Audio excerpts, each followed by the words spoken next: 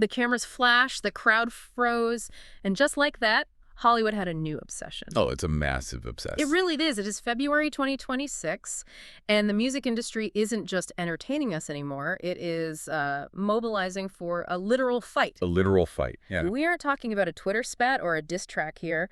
We are talking about Bruce Springsteen, a 76-year-old rock icon, announcing a tour that he explicitly declared was a cavalry coming to the defense of America. Right, and the response from the government wasn't a standard no comment or a brush-off either. No, not at all. It was a vicious personal attack from the White House, calling a music legend a dried-out prune with a rotted brain. Which is just wild to read on an official letterhead.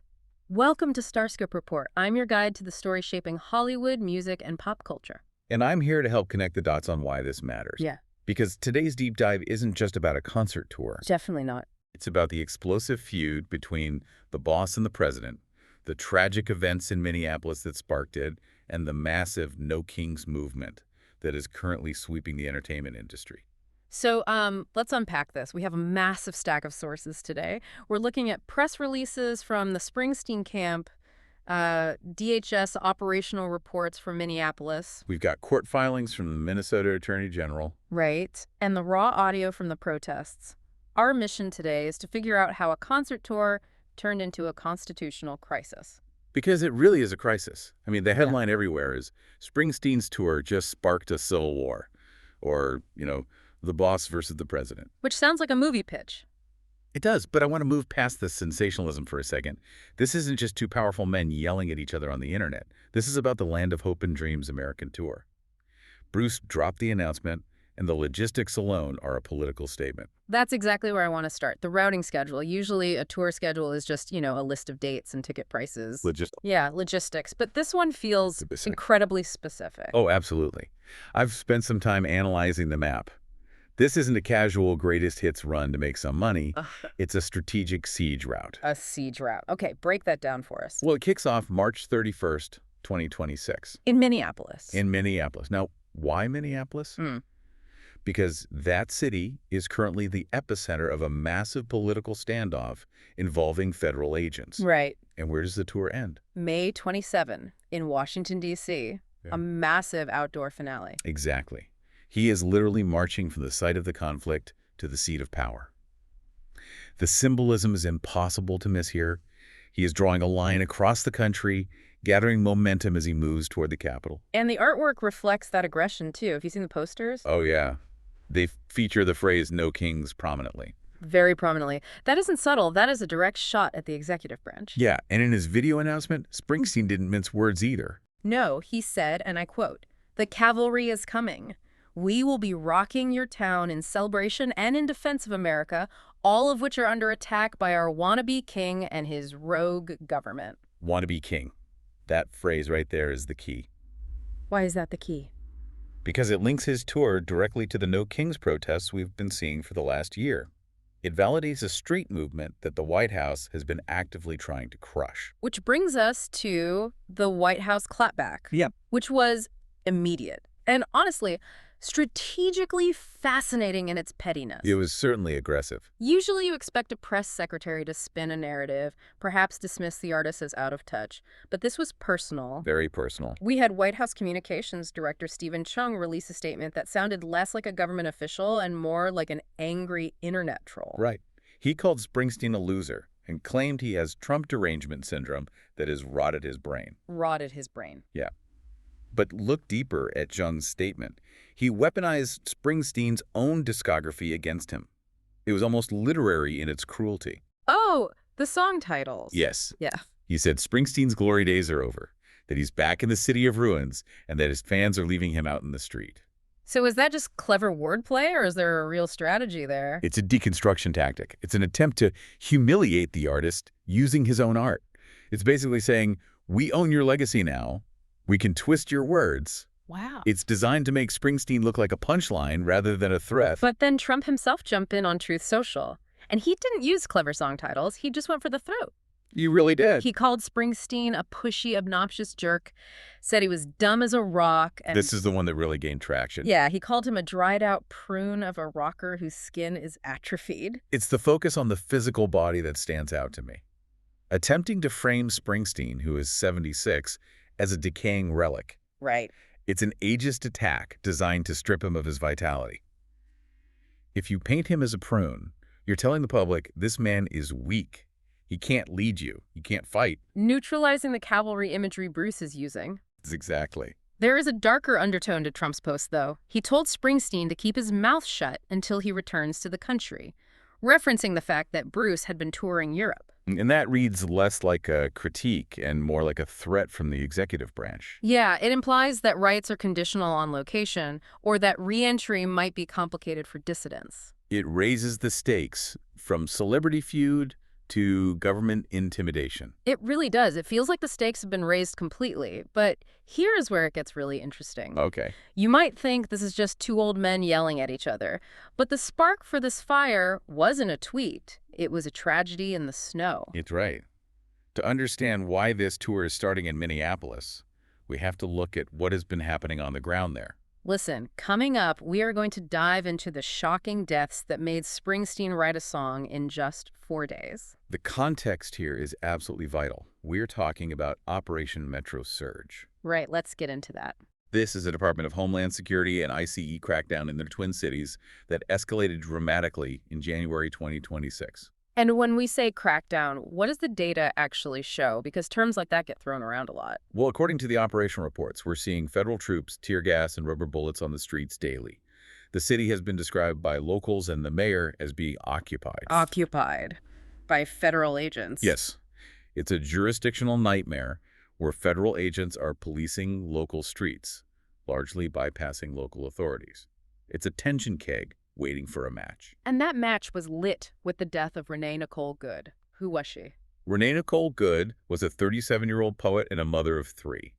Her story is really the emotional core of this entire movement. On January 7th, right. Yes. On January 7th, she was fatally shot by an ICE agent during a patrol stop. Now, the administration immediately spun this. They called her a domestic terrorist. They claimed she used her car as a weapon to try and run over an officer. That's the official line. That is the official line. But the forensic analysis tells a completely different story. What did the analysis show?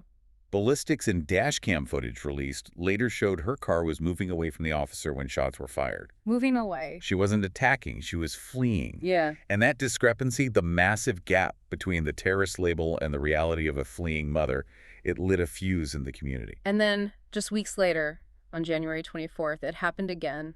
Alex Pretti. Alex Pretti? Yeah.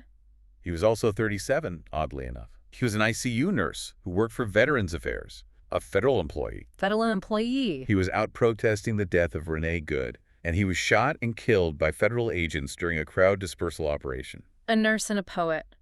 These aren't the dangerous criminals the administration keeps citing to justify Operation Metro Surge. Precisely. And this is what snapped Springsteen into action. We learned from production notes that he wrote his new song, Streets of Minneapolis, in just 16 hours after hearing about Pretti. He recorded it immediately. I want to talk about that track, because it's not the Born in the USA Stadium anthem people might expect. No, it's not stadium rock at all. It's raw. It's raspy. It sounds more like his Nebraska album or The Ghost of Tom Joad. Yeah, acoustic and gritty. It's angry, but it's a quiet, seething anger. And the lyrics are an indictment. He explicitly calls out King Trump's private army. He names names, too, calling out Stephen Miller and Kristi Noem for dirty lies. There's one line that really hits hard, though. Which one? A bullet for each child, you see. Oh, referring to Renée Nicole Good's 3 kids. Yes. It's devastating. It takes a political abstraction of immigration enforcement and grounds it in the visceral reality of orphans. It forces the listener to look at the human cost. And he didn't just release it on Spotify and walk away. He showed up. That surprise concert at First Avenue on January 30th was a pivotal moment. First Avenue is legendary. It's the Purple Rain Club, Prince's home turf. And suddenly there's Bruce Springsteen, guesting at Tom Morello's Defend Minnesota benefit. The descriptions of the atmosphere there were intense. It wasn't just a gig. It was described as a concert of solidarity and resistance. You had the E Street Nation merging with local activists. It solidified that this tour isn't just about selling tickets. It's a rolling protest. Right. And that's what makes the White House's prune comments seem so miscalculated. They are attacking his looks while he is attacking their morality regarding dead citizens. It creates a stark contrast. A contrast that is fueling this No Kings movement we are seeing everywhere right now. Listen, Springsteen isn't the only legend picking a fight, though. Later in the deep dive, we'll talk about the Irish rock stars who just dropped a surprise attack on the White House and the massive movement that has 7 million people taking to the streets. And if you want to stay ahead of the cultural curve as Hollywood takes on Washington, make sure you hit that subscribe button. We're tracking every twist of this celebrity civil war. So let's broaden the scope here. Springsteen is the tip of the spear, but he's not the whole army. This No Kings movement, give us the scale of it. Is this just a few coastal elites? Far from it. The No Kings movement emerged back in 2025, really kicking off around Flag Day and Trump's birthday. But by October 2025, the protests were drawing between 5 and 7 million people nationwide. 7 million people, that is hard to even visualize. Those are staggering numbers, rivaling the sheer scale of the civil rights marches of the 60s or the George Floyd protests of 2020. And there is a massive mobilization plan for March 28, 2026. Yes, note the date. That is just 3 days before Springsteen's tour kicks off in Minneapolis. The synergy between the pop culture sphere and the grassroots activist sphere is completely locked in at this point. They are feeding each other. And speaking of international heavy hitters, U2 has entered the chat. Yes, they just dropped a surprise EP called Days of Ash. Now, U2 is usually known for trying to bridge the divide, shaking hands with presidents on both sides of the aisle. That's right. Bono usually plays the diplomat. But not here. Not here. The lead track, American Obituary, was written by Bono specifically for Renée Good. Bono described it as punk rock and a song of fury. So even the diplomats are taking the gloves off. It signals that the middle ground has evaporated. Yeah. When you have U2, the Dropkick Murphys releasing Citizen ICE, and huge pop stars like Olivia Rodrigo and Billie Eilish all speaking out with the exact same messaging, it feels like the entire industry has decided neutrality is no longer a viable commercial or moral option. Which brings us back to the White House's reaction, Yeah. because they aren't just insulting these artists anymore, they are threatening them legally. This is a huge shift in tactics. Trump has claimed, without any evidence, mind you, that celebrities like Beyoncé, Oprah, and Springsteen were paid illegal campaign contributions to endorse Kamala Harris back in 2024. This is a classic authoritarian tactic. We really need to look at this clearly. By claiming they were paid, he tries to strip away their authenticity. Right. If Beyoncé supports a candidate because she believes in them, that's powerful. If she does it because she was bribed, well, then she's corrupt. It's an attempt to delegitimize the dissent. It's absurd to think Beyoncé needs to be paid to have an opinion. Exactly. And he's calling for a major investigation into these stars.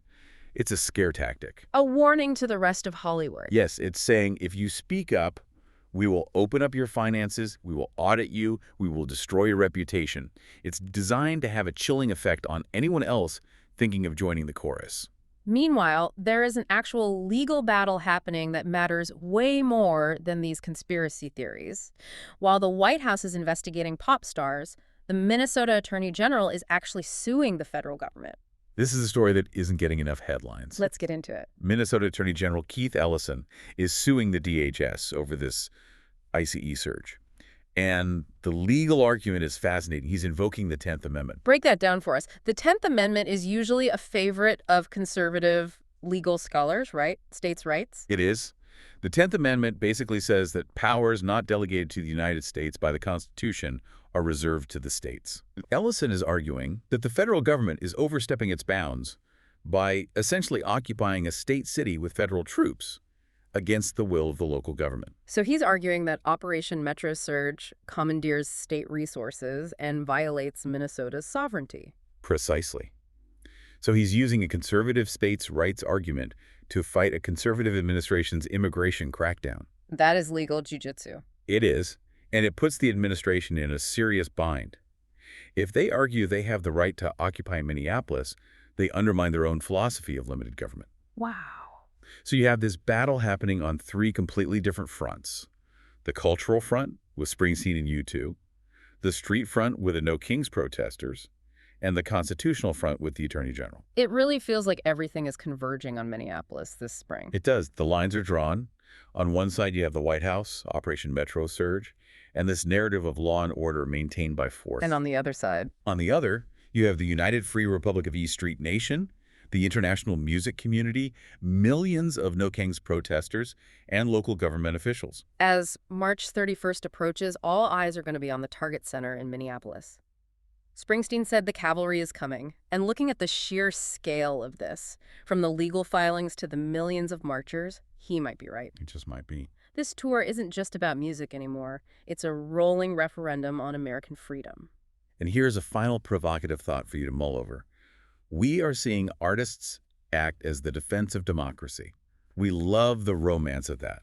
The rocker fighting the power. Sure, it's very cinematic. But historically, when art and authoritarianism clash this directly, the outcome is rarely predictable. What do you mean by that? Well, imagine the scenario on March 31st. You have thousands of people inside the arena and thousands more protesting outside. You have federal agents who have already used lethal force. If the government decides to shut down a concert or arrest a high-profile artist under the guise of public safety or inciting a riot, what happens then?